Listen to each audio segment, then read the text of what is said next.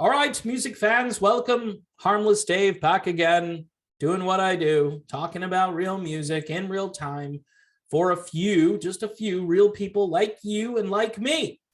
So, Eric Clapton, there is this dilemma that reviewers have to kind of navigate because they want to talk about Eric Clapton's new album, which is basically a sequel to the Unplugged album he did years ago, which sold, I don't know, 8 million copies, something like that. I mean, that was kind of an unexpected hit, but reworking those songs and hearing them in that new context was just incredible. And also the ode to his son, Connor, Tears in Heaven, performed live, was, fairly breathtaking and amazing. But Clapton is back, and the reviewers are trying to navigate how to deal with Eric Clapton. And here's the first paragraph of this amazing review, which does the most Captain obvious review it can possibly do. But anyway, even if you absolutely loathe, you can't dislike, you have to absolutely loathe the stance he's taken on those things that people are trying to make you do down at Walgreens and the other thing protocols, like the 6-foot rule and, the medical device that you need to wear pretty much for the rest of your life. Some people wear them when they go to sleep at night. I don't know. Who among us would turn down the opportunity to sit in a small room in a large English manor listening to Eric Clapton play? If you're telling the truth, nobody's raising their hands. Au contraire, reviewer person. The last sentence, check out what they're saying about Clapton over at Rolling Stone. He's a kook. He's a science denier. What else? Oh, he's a bigot. Forgot about that one. So you link all those things together to tarnish and trash Eric Clapton. So you can't listen to anything Clapton is putting out there. Now, the album is a response, by the way, to the fact that there was a lockdown. They say here it was born from the thing-demic and concerts Clapton was forced to cancel. Well, Clapton canceled those concerts not because he wanted to, but because the government told him not to do the concert. See, what we have accepted now is that a floating particle, which apparently, again, doesn't sit down, but it tends to stand up because you walk into the restaurant, you've got your medical device, but then when you sit down at the table, you can now discard your medical device, or some people will keep it on and then take a bite, remove it, take a bite, that kind of thing, because that's really going to help. That's going to totally help flatten the curve, and, we'll all just be golden and wonderful after that. So anyway, Clapton has brought in his key band members, bassist Nathan East, who happens to be African-American, drummer Steve Gadd, and keyboardist Chris Stainton to Caldray House to run through a set of 17 songs.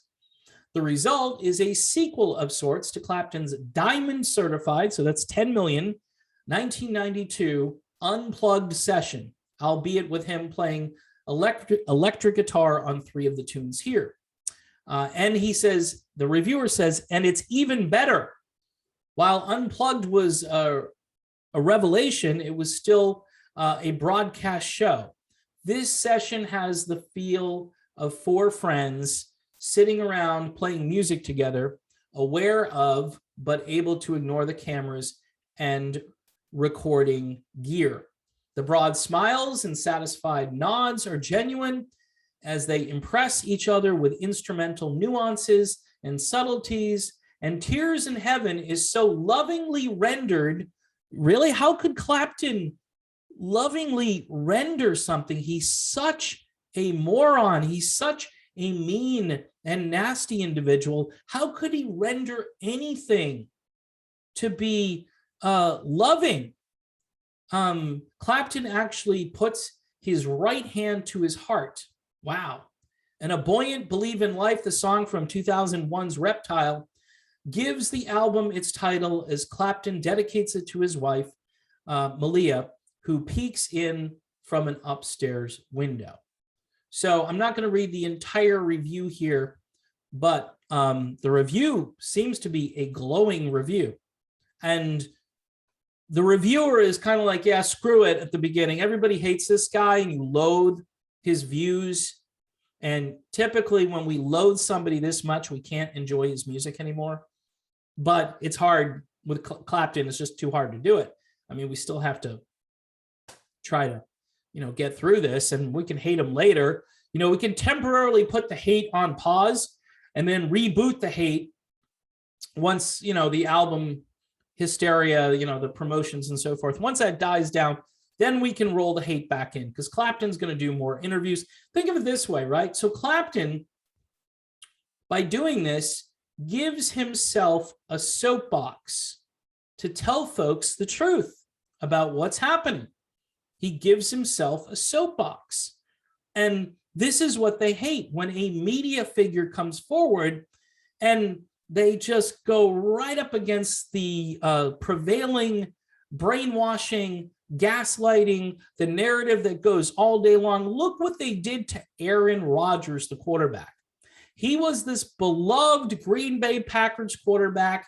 And by the way, Aaron Rodgers doesn't necessarily bat to the right in the batter's box. You know what I mean? He's not hitting politically always from that side of the plate, even though he's a quarterback. So I should say he's throwing right-handed sometimes, but mostly left-handed. That's what I should say. But in any event, they tore him limb from limb. I mean, that guy, Terry Bradshaw, took him to task. By the way, when are those guys going to start being replaced on that show? They're all like 150. It's time for retirement on that NFL Sunday show. Unless, they're drinking the blood or whatever it is that they're doing. It's time for those guys to kind of move on. All right. And I'm watching all of these critics. Whoopi Goldberg. I mean, this is an NFL quarterback, right? His health is his business. Let him figure it out. Just because he did something that, you wouldn't do, or he solved his problem, not doing it, the Fauci way, doesn't necessarily mean he's a bad person. But he is now, as is Eric Clapton, who, again, I've explained this, 30 times now. Eric Clapton went to the restaurant, had bad service, had bad food, is not recommending you go, and is not going to penalize you for not doing what all these other people say you have to do, because he has firsthand knowledge that it isn't doing what it's supposed to do on some level. So he's made a conscious decision to say, you know what, on principle, I'm not going to, and for, his career, this is not a career booster, obviously. To have a lead paragraph basically saying, even if you loathe Clapton, you might still enjoy this, which is really bad because we wanted to trash this, but it was impossible to do it. Clapton at age 76 still got some mojo, and he can still sing. I mean, he's on par with how he sounded back in 1992, really. I mean, vocally, he has not been diminished all that much. Now, he's not, the greatest singer who ever lived, but he sounds good, and his playing is still good. And he seems to assemble some pretty decent players who have overlooked, all of them seem to have overlooked Eric Clapton's shortcomings, right? To hang out with him in this beautiful English manner and bang out some of the greatest music that Clapton has ever made and others have made, just to clarify here. Because, the other thing is that Clapton just stole all this music from everybody, and he's not really that creative, and he's just leaning on everybody else, and he's essentially just a bigot, the worst person that's ever lived. And I don't know. I think he's still pretty good. And I was a big Clapton fan. I'm a fan of his 80s stuff because that's when I kind of cut my teeth on Eric Clapton's material. Of course, I went back a lot further after that. Working at a classic rock station, I had to learn about Cream and the Blues Breakers and the Yardbirds. And if you didn't, Derek and the Dominoes, you didn't know that stuff, then you were basically an idiot, because Clapton was kind of important. you know, and he still is. And some people just don't like that. And so, you know, what's weird in this world right now is you are not any less of a person if you disagree with what the state is telling you to believe. In fact, you're a bigger person for going against it and not just going along with it. And this nonsense about, oh, your liberty is going to kill me, your liberty, you know, you and your liberty. All right, you took the thing, right? So end of talk. If you took the thing and your faith tells you to take that thing, because that's what it is, it's a faith. If your religion says you take the thing and you'll be fine, what? Why do you care about what I'm doing? You're just mad because I'm not in your cult. You're just mad that I don't want to join your cult. That's what it is. And supposedly this should have ended, right? Again, I'm going to throw this out again. Check out the UK, check out Israel. There are all kinds of studies now that are flying around. And I know if you go on Facebook, it's going to fact check you. It's going to block you. If you publish anything, if you post anything, well, it's a peer-reviewed study. Sorry, we here at Facebook don't believe in peer-reviewed studies. And if we do believe in them, then what we have is our fact-checking team that goes through them to see if they align with our agenda, which is basically to control everybody and for everybody to be miserable 24 hours a day. The fact that the reviewer put in basically language that makes this sound like it was a joyful, great experience, Clapton and his band hitting on all cylinders, sounding even better than the 92 Unplugged performance because it was less, you know, there was less pressure because that was a big MTV thing. And this is more low key and we're all just hanging out together playing music. They had to admit it was good. And at least they did that. At least they didn't purposely trash the thing. But that first paragraph to me shows you how dogmatic and how they have to apologize. Well, we don't want to like this Eric Clapton music. We don't want to like it, but it's really good. So we're going to have to give it a positive review. But you can still hate on Eric Clapton. You can still loathe him because of his stance on, you know, the public health religion, because that's what it is. And you can loathe him for that. But the music is amazing. And I would agree. And I would go listen to it.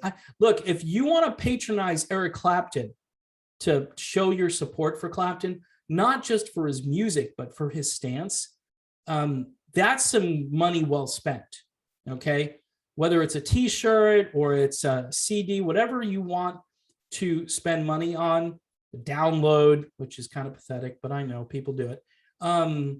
You know, yes, you can stream the music and not pay any money. But in this case, with Eric Clapton, I would probably fork over a few bucks. And that way you're supporting him with your money. And a lot of people, you know, money tends to be the root of all evil, or it's the love of money. Technically, that's the root of all evil. So if you can part with a few bucks, you're showing that money ain't all that important to you right now. And quite frankly, there are a lot of things that are truly more important than money as I end this video. So thanks for watching. Don't forget to subscribe. Patreon for $1 a month, $2 a month. Here I am talking about money. If you could support the channel, that's great. I'm going to keep going. This is what I do. These topics don't scare me. I don't get scared easily. And you know what? We just keep going and we hope that things change and that my worst fears don't come true.